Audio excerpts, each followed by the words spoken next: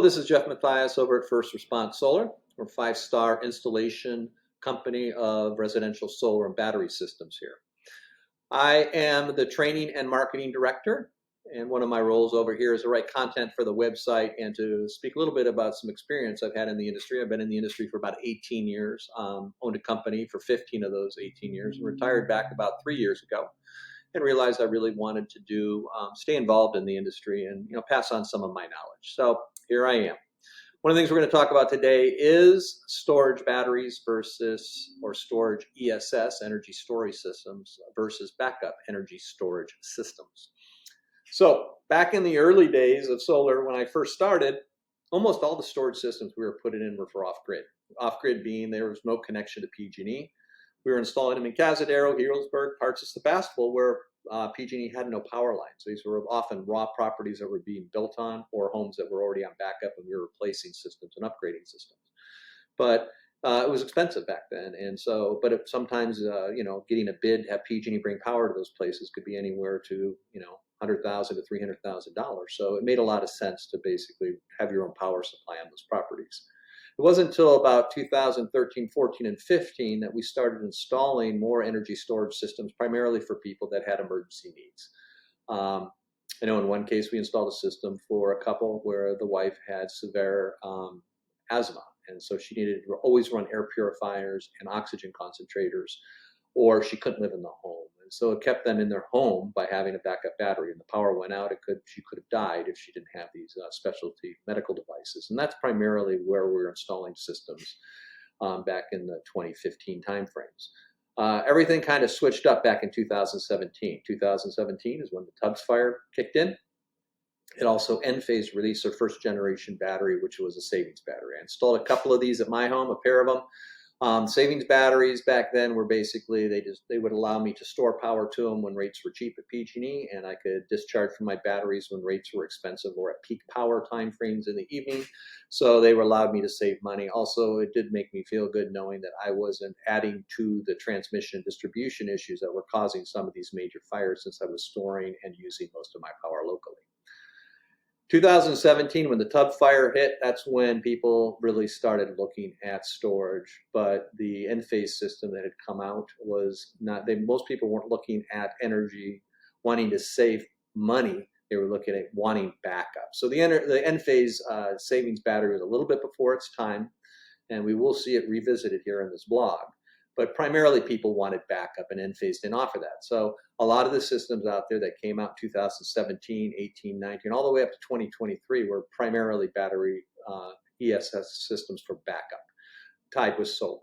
And so the backup systems were at that time, and one of the things I will be talking about here in this blog is I'll be referencing and pointing to another blog I wrote.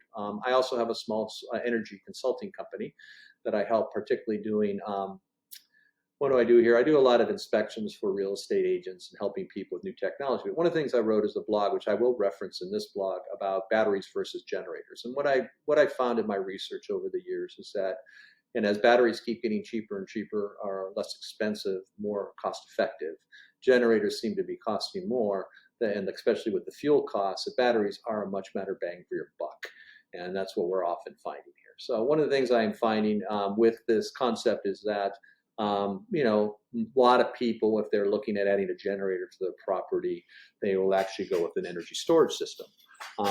For me, it was about convenience. I actually replaced my Enphase batteries in 2020 with a backup storage system, or backup energy storage system, primarily because through the Kincaid and the Tubbs fires, I was running a portable generator, running my refrigerator, my computer, my router.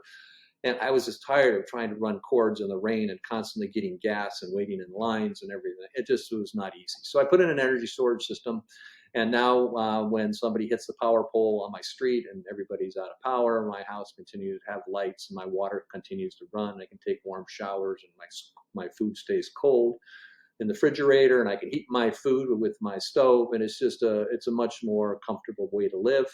And at the same time, like a savings battery, I can still help support the grid. I can store power to it. I don't have to export power. So now we're getting into what are the differences. In 2023, the California Public Utilities Commission and PG&E in April decided that anybody going to solar after that time frame would have to go to the net billing tariff. Net billing tariff said that if I want to export power to the grid, I no longer get retail rates for it, but I lose 75%.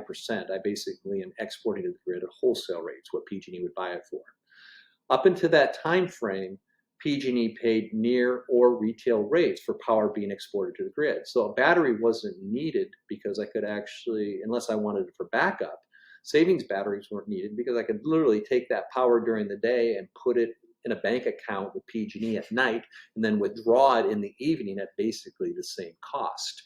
But under net billing tariff now, I was going to be putting it out to the grid for pennies on the dollar, and I'm going to pull it back from the grid and paying full retail rates. So with net billing tariff, now that savings battery that was kind of a little before its time from end phase in 2017 is now ready for prime time. So almost all systems now we are no longer installing with solar by itself, but pairing a solar system with a savings battery or a backup battery. Let's start with the savings battery. With a savings battery, it's about 40% less expensive than a backup battery because I need fewer components. But what it allows me to do is now during the daytime hours, rather than exporting all that power to the grid, I am now using it to charge my energy storage system. And at night, rather than importing very expensive power from PG&E, I am importing that power from my battery. I'm keeping it locally so I can now use my battery. So I'm accomplishing a couple things. One is I'm maximizing my solar investment by using power from and to my battery. I'm keeping power locally, so I'm minimizing distribution and transmission lines. But what I'm really doing is saving cost. With PG&E's rates having increased 50% between 2021 and 2023 and another 13% at the beginning of 2024, savings batteries now make solar as justifiable as ever. So one of the things that a lot of people still are looking at, again, going back to that cost, and this is actually a pretty good description here that I've also referenced it's on the First Response website, but I do provide a link for it, is with a history of net billing tariff. How did we get to where we are today? So that'll be referenced as well, and it's a nice place to look for some of these topics. But backup batteries have to add a few components.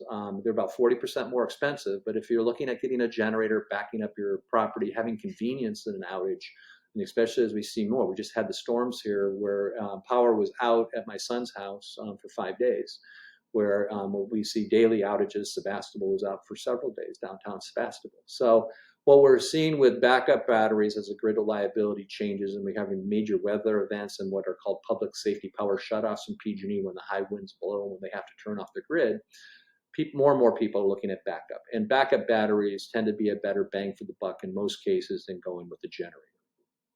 For backup batteries, just like a generator, I have to have a disconnect. I have to disconnect from PG&E so I don't backfeed the utility lines. So anybody working on those lines to repair them we don't want to shock them off the lines and cause that. So we have to actually separate ourselves from the grid, and that's called a controller or a disconnect. The second thing is we need more storage. The reason for that is that I still want to peak shave with my battery. And the peak shaving allows me, again, under the savings battery, to store power when it's cheap and use it when it's expensive. I still do that with my backup battery, but I have to maintain a reserve so that when I have got to the end limit of my discharging my savings battery, that if the power goes out, I still have some battery left to run my house in case the next day isn't sunny. Maybe it's cloudy and my solar won't be able to charge my battery. So usually, during the summer months, I usually keep a 50 to 60% reserve of my battery. And usually in the winter months, closer to 80%, 75 to 80%. And the reason for that is I have a lot more sunshine during the summer to recharge my batteries than I do in the winter. So I need more storage with a backup battery because I not only get to do the daily peak shaving, but I also get to save it for backup.